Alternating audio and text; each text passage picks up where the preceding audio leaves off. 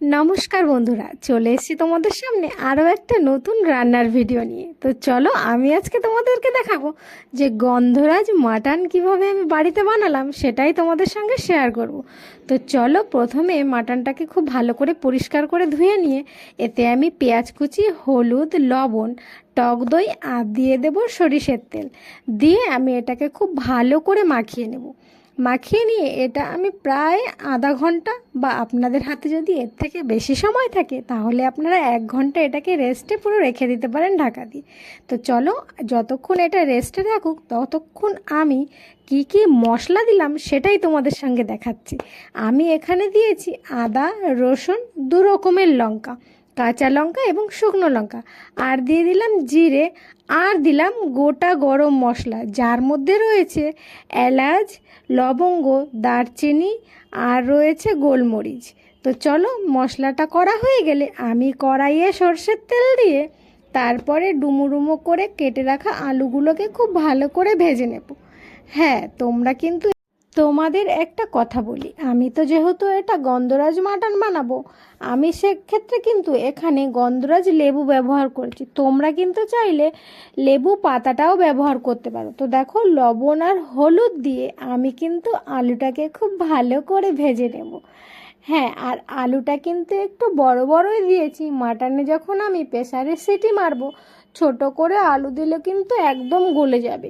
তো সেক্ষেত্রে আমি কিন্তু আলুগুলো বেশ ভালো বড় বড় দিয়েছি। তোমরা চাইলে তোমাদের পছন্দ মতোই শেপ দিতে পারো।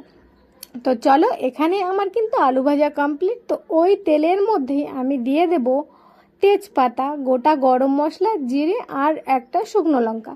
দিয়ে আমি এর মধ্যে দিয়ে দিলাম পেঁয়াজ কুচি।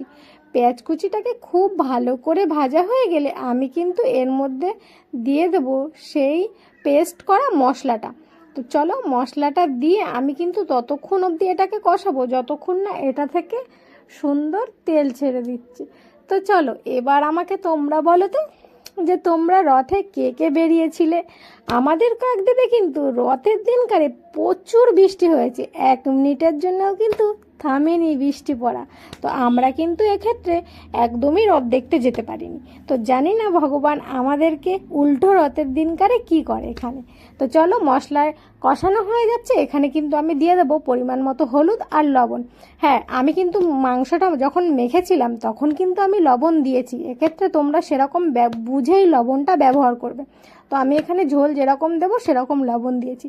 আর যেহেতু গন্ধরাজ লেবু মাটন বানাবো, তাই জন্য কিন্তু গন্ধরাজ লেবু কিন্তু কেটে আমি ওর মধ্যে দিয়ে দিয়েছি।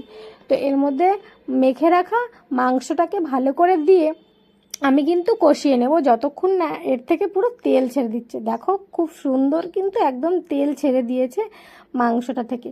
তো তারপরে আমি এই লেবুগুলোকে কিন্তু দেখো সব কিছু তুলে নিলাম, কারণ লেবুটা যদি একদম প্রেসারে দিলে কিন্তু গলে যাবে সেই সিটির সঙ্গে। তো দেখো, এবারে কিন্তু আমার পুরো কষানো এখানে কমপ্লিট হয়ে গেছে। তো চলো, এবার কিন্তু আমি এটাকে প্রেসার কুকারে দিয়েই 3 থেকে 4টা বা তার থেকেও বেশি তোমরা চাইলে সিটি দিয়ে একদম মাংসটাকে নরম করে সেদ্ধ করেই সুন্দর একটা মাটন রেসিপি কিন্তু তোমরা ঘরেই তৈরি করে নিতে পারো।